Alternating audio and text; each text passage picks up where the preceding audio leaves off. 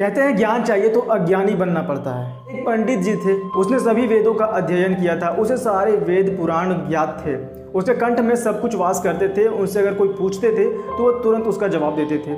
लेकिन उसे अंदर से लगता था कि वो कहीं ना कहीं से संतुष्ट नहीं है, उसे और ज्ञान की आवश्यकता है। तो एक गुरु की खोज करते हैं और वो गुरु के पास चले जाते हैं। उसे एक गुरु मिल जाता है और गुरु जी से बोलते हैं कि गुरु जी मुझे ज्ञान चाहिए आपसे। पंडित जी बोलते हैं यार तुम तो बहुत बड़े ज्ञानी हो, तो तुम उन सब जितना भी तुम्हें आता है वो सारी चीज़ लिख के लाना, ताकि हमारा समय बर्बाद ना हो जाए। मैं तुम्हें वही सब बताऊंगा जो तुम्हें नहीं आता है। अब जो है पंडित जी घर जाता है और घर जाने के बाद सारे लिखने लगते हैं। लिखते लिखते उसे 1 साल लग जाती है और 1 साल के बाद वो फिर गुरु जी के पास जाता है। और इस बार आता है तो बहुत सारी किताबें और पोथी में लिख कर भर के लाते हैं और बोलते हैं गुरु जी मुझे जितना आता था मैंने सब कुछ लिख दिया है, अब आप देखिए। अब गुरुजी बोलते हैं यार तुमने इतना लिखा है तो मैं पढ़ नहीं सकता हूँ, कुछ शॉर्ट में लिख के लाओ, मैं बहुत बूढ़ा हो चुका हूँ। अब वो फिर जाता है घर और फिर से लिख के लाता है। अब पूरा सार उसने एक किताब के रूप में लिख के लाता है, सिर्फ एक किताब में। और फिर 3 महीने के बाद आता है गुरुजी के पास और बोलते हैं गुरुजी ये लीजिए, मैंने फिर से लिख के लाया शॉर्ट में। अब गुरुजी कहते हैं कि देखो मेरे अंदर ज़्यादा जान नहीं बचा है, मैं इतना भी नहीं पढ़ पाऊँगा, और शॉर्ट है तो और शॉर्ट में लिख के आओ।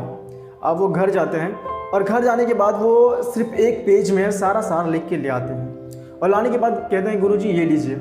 अब गुरुजी बोलते हैं अब तो मैं सिर्फ सांस ले रहा हूँ, मैं सिर्फ तेरे लिए ही जिंदा हूँ, अब मुझे और कुछ शॉर्ट है तो लेके आओ, मैं अब ज़्यादा देर तक बचूंगा नहीं। और अब जो है सो पंडित का दिमाग चकरा जाता है और उससे थोड़ा मोड़ा ज्ञान आ जाता है और अब अपने पोथी से एक सादा कागज़ निकालता है और अपने गुरुजी को दे देता है। अब गुरुजी कहते हैं कि अब तुम मेरे शिष्य होने के लायक हो। यहाँ सादा कागज का मतलब है कि आप अज्ञानी हो।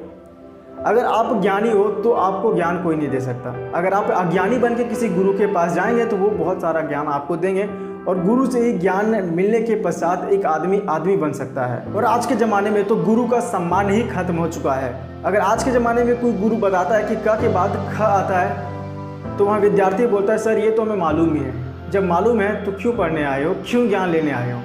गुरु जी जो बोलते हैं उसको सुनो और देखो क्या क्या बोल रहे हैं और क्या करने कह रहे हैं। लेकिन आज के ज़माने में सब अपने आप को ज्ञानी समझते हैं और इसी में बहुत सारे लोग फेलियर का सामना करते हैं। ये सब उदाहरण बहुत समय पहले भी हो चुका है। आप हनुमान जी को ले सकते हैं। जब उन्होंने ज्ञान लेने के लिए सूर्य देव के पास गए तो उन्होंने बोला यार तुम तो बचपन में ही मुझे निगल गए थे और तुम इतने शक्तिशाली हो, इतने ताकतवर हो, फिर भी तुम्हें ज्ञान चाहिए, यार मेरे से तो ज़्यादा ज्ञान तुम्हारे पास है। हनुमान जी क्या कहते हैं सुनिएगा। बोलते हैं मैं एक अज्ञानी हूँ और मैं अज्ञान के कारण ही ऐसा किया था और मुझे अब ज्ञान चाहिए ताकि मेरे से अच्छे कार्य हो सके। सूर्यदेव कहते हैं कि यार तुम्हें अगर ज्ञान चाहिए तो मैं रुक नहीं सकता एक जगह, तुम्हें मेरे साथ चलना पड़ेगा और तुम मेरे रथ में बैठ नहीं सकते। तो बोलता मैं उड़ता रहूंगा और आप मुझे ज्ञान की दीक्षा दें। सूर्यदेव बोलते हैं अच्छा तुम उड़ते रहोगे तो मेरा तेज का ताप सहन कर पाओगे। बोलता है हाँ थोड़ा मोड़ा तो कर लूँगा। तो विद्यार्थी की जो लाइफ होती है ना उसमें आपको कष्ट सहन करना पड़ता है। हनुमान जी को भी सूर्य की रोशनी से जलन होता था, फिर भी उसने कष्ट सहन किया और ज्ञान को लिया है। तो आप भी कष्ट सहन कर सकते हैं, उनका सम्मान कर सकते हैं ताकि गुरु आपको एक अच्छे विद्यार्थी बना सके और आप समाज के लिए कुछ अच्छे कार्य कर सके, अपने लिए कुछ अच्छा कर सके, अपने परिवार के लिए कुछ अच्छा कर सके। इसके लिए आपको अज्ञानी बनना पड़ेगा गुरु के सामने।